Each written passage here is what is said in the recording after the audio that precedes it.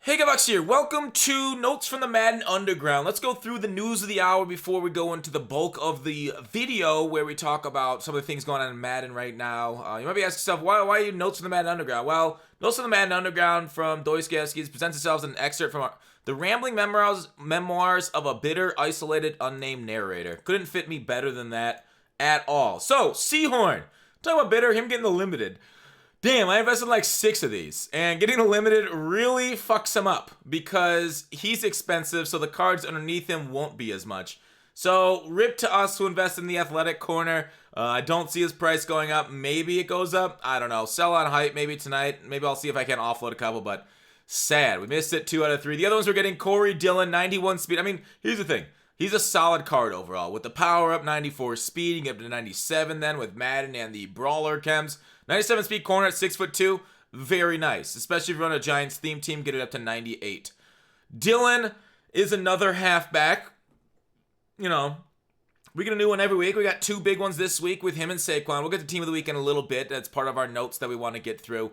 Then Ninkovich is our left end as 82 speed, 90 block shed, 92 power moves. Not bad. It's nothing too exciting, but, not bad. I would say that. So, back to the game.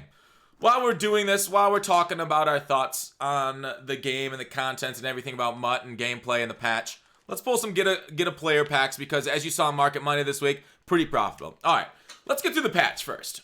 Patch. It was understandably light, right? They probably were on break for Thanksgiving, Christmas for a couple weeks. What am I, Dan Snyder? Happy Thanksgiving, everybody. So that's fine, right? We can extend it a little bit less. But if you guys remember, or they were with me in stream, they said it in the patch notes, there was a, fix in the gun tight set in Oakland or gun offset or whatever it was, and that wasn't patched. Like one of the few things they patched wasn't touched. The biggest issue I had was the fix to the run and their quote-unquote fix. I don't know how they got through the committee process of, let's just fix run commit, because run commit was not fixed. Run commit is solid up the middle. To the edges, you can still let up touchdowns. And plus, it's only a 1 out of 3 chance at guessing correctly.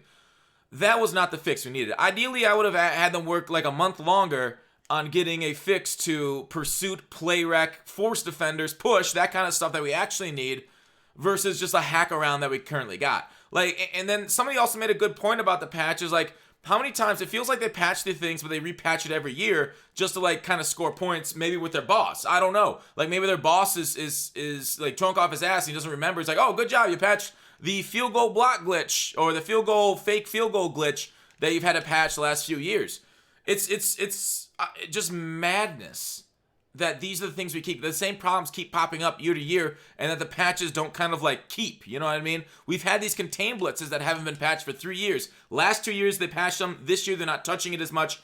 Now I know it's a dedicated strategy. There's 2 touch the game less from launch. You don't see as many people this year saying, oh, they ruined the game after launch with patches, because the patches have been very light. They've kind of taken care of some of the more bugs, but they haven't taken care of the biggest bugs, the disconnect glitch, the DC glitch. I'm seeing people on PC saying people have switches. I think MUT Leaks released, they have switches where you can literally hit a button, get a desync, and the game doesn't count if you're losing. PC, I would never recommend playing on that for the amount of exploits and the lack of market and stuff. So it's disappointing, but Madden has a lot of flaws in this architecture, and the team doesn't seem to want to fix it. It doesn't seem like they're moving very fast. This game's been here for 30 years. And it feels like it's still in beta frequently. So while the game I, of course, believe is getting better year to year, like 20 is better than 19, not a doubt in my mind, better than 18, so on and so forth, it does seem to be moving slow with a lot of that. And I guess a lot of their force is on 21 at this point, and probably for the last month or 2, was probably working on 21 and fixing up that game. So we are going to get probably another patch, maybe 2 if something critical comes up, like the fall forward bug that we got last year around this time.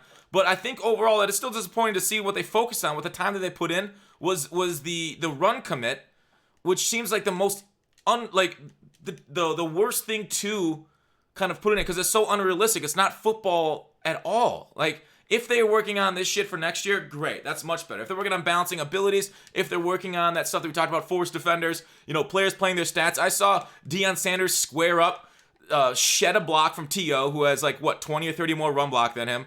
Shed, square up Dickerson and take him down today to stop a clutch run against me, of course. Like, and Deion's done the same thing for me. So, like, stats don't really seem to matter a lot of time with block shed or tackling. They don't bounce off the players, whereas, like, Dickerson will bounce off whoever the hell he wants. But then sometimes randomly, like, Deion, instead of getting dragged forward by 5 yards and then being able to drag him down or trying to cut stick him or something like that, he'll actually square up and take him down just like somebody like Lewis would. But Lewis will bounce off Dickerson normally. So it's the inconsistencies in this game that's frustrating. The fact that they haven't fixed a lot of that stat-based interaction. The fact that we have so many of these problems still so many years after, we've been giving them hundreds of millions of dollars a year, and they don't seem to be spending it on people that can do their job. All right, so with the patch frustrations talked about, and I mean, so what? We're going to get a patch maybe next month, and that'll probably be the last patch of the year. We might get another minor one. Every single patch has minor stability improvements, right? Minor stability improvements. What does that mean? Can you talk at all about the disconnect glitch? Can you talk at all about that? What is that? What are you working on there? So please, like, just some more communication. Like, I feel like the gameplay team needs a EA Kralo. Somebody to communicate what's coming, like the Mutt team does. And it's so much better. Mutt is always carrying the gameplay for the last few years, it feels like. The live content that they bring out of this game has been miles better than the gameplay. You saw the same thing this past summer with MLB The Show. So I do feel like this game is carried a lot by that kind of team. And talking about that team, we got no cards this week. Nice elite pull. Hell yeah. We like that for the get a player packs. Are they prepping us for the off season? Is this some sort of, I don't know, incubation period for the absolute abortion of an off season that we're going to kind of feel again, right? It's kind of like a very graphic way of saying that, but it's true. Last year we got almost no content, and people like just left the game in droves because it was so boring as they kind of focused on the next year. But then when 20 came, we're like, what did you spend your time on all spring and summer, and why is this all last minute type of stuff? So it's frustrating from a player standpoint. We don't get a lot of communication about, hey, we're not going to really do that much this spring and summer, move on to other games. We got no communication about golden tickets and them not having that. A lot of our favorite programs were kind of left out. We did get some good stuff right after the Super Bowl, so I can see the game still going a little bit after the Super Bowl. But I don't know. It's tough. During the playoffs to not getting any type of like second week playoff content, no limiteds, no new sets, solos. We did get a few solos, which here's the thing about content. Content is great. Content is content. And those solos were content. Cool. I like it. We got Team of the Week content. But there's a difference between usable content and content that isn't usable, right? Those solos did not provide us any type of end game reward. There's nothing to shoot for. There's like, all right, we're going to pay you out something. What the fuck are you paying out? We don't know what we're getting from the solos. Frustrating. I hate. Those are the worst fucking solos you can do. You're keeping us like rats on a goddamn machine, rolling over and over around on the wheel, not knowing the reward. Is it going to be cheese or is it going to be shot in the back of the head? We wish we could tell you, right? I don't know why they're telling us, oh, we'll do it and we'll pay you out something, right? Is this like a mafia?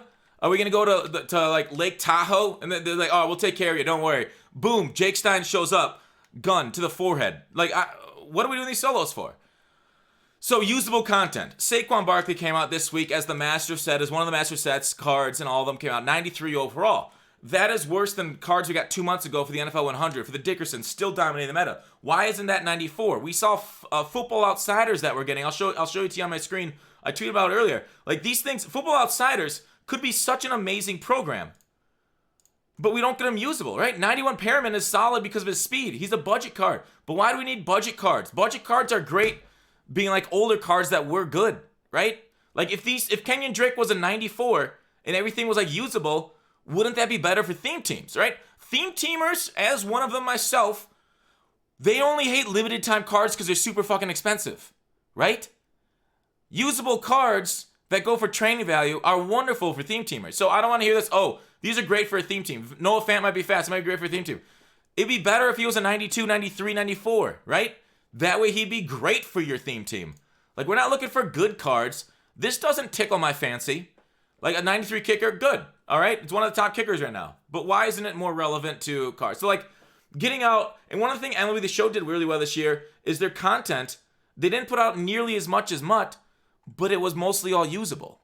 And it's just frustrating to see a right guard 88 overall It's just not going to hold up against a lot of the cards that we already have. Against the Mean Joe Greens, the John Randalls, that are sitting at 95 overall. Like, Burgess, sure, cool, you got a card. But when you're going to look at his stats when they get revealed Sunday or whenever they're revealed, you're like, wow, okay, this really isn't that exciting. So, like, why is EA doing this work and it's not that exciting? Like, it's just not, it's not good enough. They're doing the hard part, but not the easy part of making them higher overalls and better stats. So there's a difference between content and usable content. Ideally, we get usable content, but what we are getting is just content. So like we're getting flashback, signatures, veterans next week, whatever they are, heavyweights. But if they come out at like 91, 92 overall, it's not actually content. It's cool for theme teams, but why can't you make cards relevant for everybody too?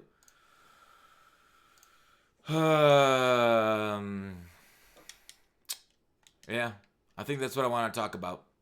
Overall, I do think Madden is getting better. Content has been good this year, but there are those kind of nagging spots in the game.